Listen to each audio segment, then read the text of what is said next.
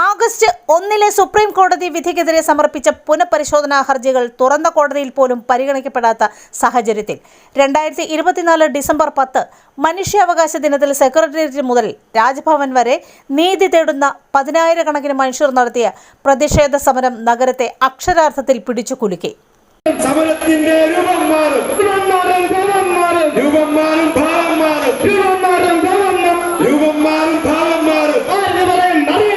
പുന്നല ശ്രീകുമാർ നയിക്കുന്ന KPMSന്റെയും KK സുരേഷ് നയിക്കുന്ന CSDS ഉൾപ്പെടെയുള്ള 40ഓളം ആദിവാസി സംഘടനകൾ ഈ സമരത്തിൽ ഭാഗഭാക്കായി.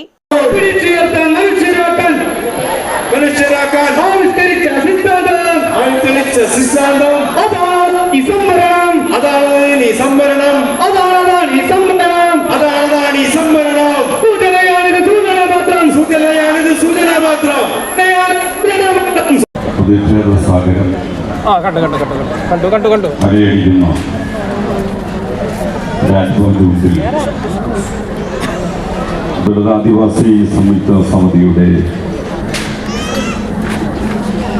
നേതൃത്വത്തിൽ നടക്കുന്ന ഒരുപക്ഷെ കേരളം ചരിത്രത്തിൽ ഇന്ന് വരെ ദർശിക്കാത്ത അത്യുജ്വലമായ ഒരു സമരമാണ് അരങ്ങേറിക്കൊണ്ടിരിക്കുന്നത്. ഇതിൻ്റെ ഉദ്ഘാടനമാണ് ഇപ്പോൾ നടക്കാൻ പോകുന്നത്. കേരളത്തിലെ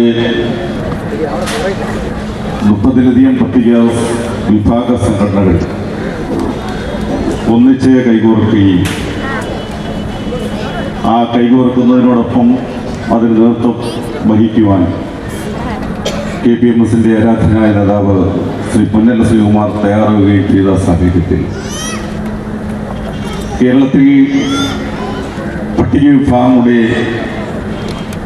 ആശങ്ക ഗൗരവതരമായി നിൽക്കുന്ന ഒരു സാഹചര്യത്തിലാണ് ദളിതാദിവാസി സംയുക്ത സമിതി ഇത്തരമൊരു പ്രതിഷേധ സാഗരം സെക്രട്ടേറിയറ്റ് മുതൽ രാജ്ഭവൻ വരെ തീർക്കുന്നത്. നാം കേരളത്തിൽ മനുഷ്യച്ചങ്ങല കണ്ടിട്ടുണ്ട്, സെക്രട്ടേറിയറ്റ് മാർച്ച് കണ്ടിട്ടുണ്ട്, രാജ്ഭവൻ മാർച്ച് കണ്ടിട്ടുണ്ട്. ഒട്ടനവധി സമരങ്ങൾ കണ്ട കേരളത്തിൻ്റെ മുഖത്തേക്ക്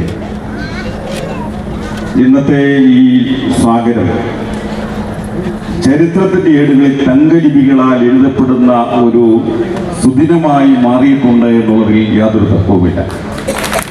അത് നേതൃത്വപരമായി പങ്കുവഹിച്ച മുഴുവൻ ആളുകളെയും ഞാൻ പ്രത്യേകം അഭിനന്ദിക്കട്ടെ. പങ്കെടുത്തിട്ടുള്ള മുഴുവൻ സംഘടനാ നേതാക്കന്മാരെ ഈ വേദിയിലുണ്ട്, അതോടൊപ്പം ഈ സദസ്സിലുമുണ്ട്. പട്ടിക വിഭാഗങ്ങളുടെ ഉപവർഗീകരണവും മേൽത്തട്ട് പരിധിയും സുപ്രീം കോടതിയുടെ ഓഗസ്റ്റ് 1 വിധിക്കെതിരെയുള്ള ഒരു സമരമാണ് ഇവിടെ ആരംഭിക്കുന്നത്. അവകാശ സംരക്ഷണത്തിനായി ഐക്യപ്പെട്ടു നിൽക്കുമ്പോഴും ഭരണകൂടങ്ങൾ പരിഗണിക്കാത്ത അനുഭവങ്ങളാണ് ഇന്ത്യയിലെ ദളിത് ആദിവാസി ജനവിഭാഗങ്ങൾക്കുള്ളതെന്ന് ദളിത് ആദിവാസി സംയുക്ത സമിതി ചെയർമാൻ KK സുരേഷ് പറഞ്ഞു.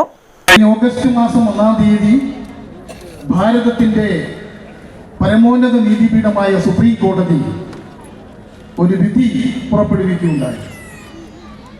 ഇന്ത്യയിൽ പട്ടികജാതി പട്ടികവർഗ വിഭാഗങ്ങളിൽ ക്രിമിലെയർ നടപ്പാക്കുക, സബ് ക്ലാസിഫിക്കേഷൻ നടപ്പാക്കുക, ഇതായിരുന്നു വിധി.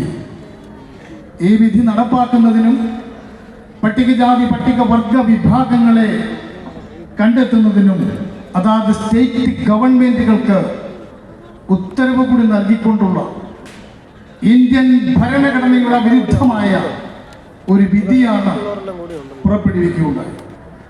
യഥാർത്ഥത്തിൽ ഇന്ത്യയിലെ പട്ടിക സംവരണം നടപ്പാക്കുക എന്നുള്ള കാര്യം ഏതാണ്ട് 10-70 വർഷങ്ങളായിട്ട് നിലനിന്നു പോരുന്ന ഒരു സംവിധാനമാണ്.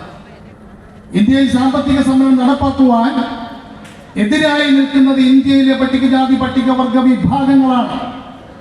അത് എന്തുകൊണ്ടെന്നാൽ അവർക്ക് ജന്മാവകാശമായി ലഭിച്ച സംവരണം മാത്രമാണ് അതിന് തടസ്സം. ആ തടസ്സത്തെ എങ്ങനെ വെട്ടി നീക്കണമെന്ന് സവർണ മേധാവിത്വത്തിന്റെ മനസ്സിലുദിച്ച ആശയം സുപ്രീം കോടതി വിധിയിലൂടെ നടപ്പാക്കുവാനാണ് അവർ ആഗ്രഹിക്കുന്നത്.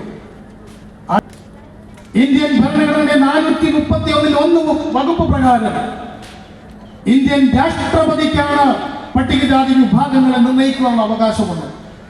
432 വകുപ്പ് പ്രകാരം പട്ടികവർഗ വിഭാഗങ്ങളെ നിർണ്ണയിക്കുവാനുള്ള ഇതും ഇന്ത്യൻ ഭരണഘടനയിൽ പറയുന്നു. അപ്പോൾ ഈ കഴിഞ്ഞ ഓഗസ്റ്റ് മാസം 1-ാം തീയതിയിലെ വിധി യഥാർത്ഥത്തിൽ ഇന്ത്യൻ ഭരണഘടനയ്ക്ക് വിരുദ്ധമാണ്. പുനഃപരിശോധന ഹർജികളുണ്ടാകും, വിശാല ബെഞ്ചിലും ഇതൊക്കെ സാധാരണ നടപടിക്രമങ്ങളാണ്. ഈ വിധി പ്രസ്താവം ഉണ്ടായതിനു ശേഷം പുനഃപരിശോധന ഹർജികൾ, ഒരു കൂട്ടം പുനഃപരിശോധന ഹർജികൾ ഈ ജഡ്ജിമാരുടെ മുൻപാകെ വന്നു. അവരത് ഓപ്പൺ കോടതിയിൽ പോലും പരിഗണിക്കില്ല. അവരുടെ ചേംബറിൽ പരിഗണിച്ചതിന് ശേഷം ആ പുനഃപരിശോധന ഹർജികളെ ആകെ നിരാകരിച്ചു. എന്നിട്ട് പറഞ്ഞു, ഇനി ഇതിന് പുനഃപരിശോധനയില്ല എന്നാണ് പറഞ്ഞിരിക്കുന്നത്. എന്ന് പറഞ്ഞാൽ ഓഗസ്റ്റ് 1 തീരുമാനം ലോ ഓഫ് ദി ലാൻഡാണ്, നമ്മുടെ രാജ്യത്തിന്റെ നിയമമാണ്.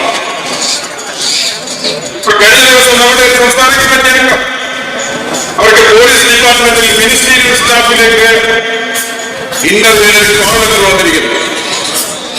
ആ കോൾ ലെറ്ററിൽ അവർ പ്രൊഡ്യൂസ് ചെയ്യേണ്ട സർട്ടിഫിക്കറ്റുകളുടെ പട്ടികയിൽ ടിക്ക് ചെയ്ത് കൊടുത്തിരിക്കുന്നത് താങ്കൾ മേൽത്തെറ്റ് വരുത്തിയിൽ ഉൾപ്പെടുന്നില്ല എന്ന.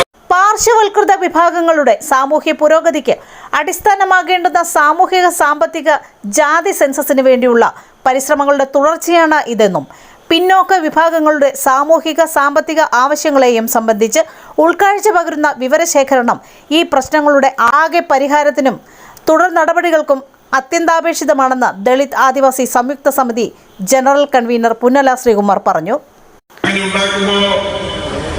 ഐക്യത്തോടുകൂടി ജീവിച്ച ഈ വിഭാഗത്തെ ഭിന്നിപ്പിക്കുകയാണ്.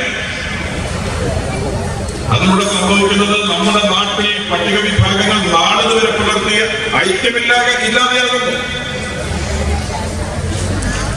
ഭരണഘടനാപരമായി നമ്മുടെ സംവരണം പോലെയുള്ള സംരക്ഷണ വ്യവസ്ഥകളെ സംരക്ഷിക്കാനുള്ള ഐക്യത്തോടു കൂടിയിട്ടുള്ള നമ്മുടെ എല്ലാ പരിശ്രമങ്ങളും ഇല്ലാതാകുന്നു.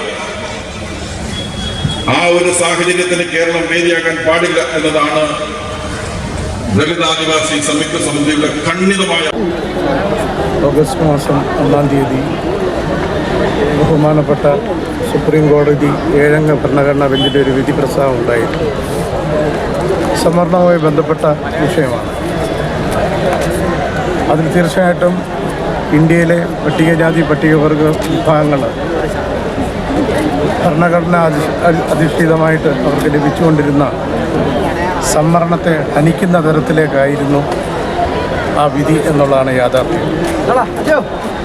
അതോടൊപ്പം തന്നെ 9-അംഗ ഭരണഘടനാ ബെഞ്ചിൽ ഒരു കൂട്ടം വ്യക്തികളും സംഘടനകളും റിവ്യൂ പെറ്റീഷനുകൾ നൽകിയിരുന്നു.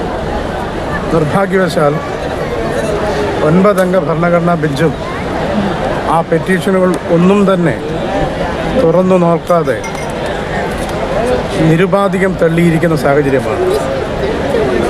മറ്റൊരു സാഹചര്യം നിലവിലില്ലാത്തത് കൊണ്ട് ആണ് ഞങ്ങൾ ഇത്ര ഒരു സമരങ്ങളിലേക്ക് തുനിഞ്ഞിറങ്ങിയിരിക്കുന്നത്.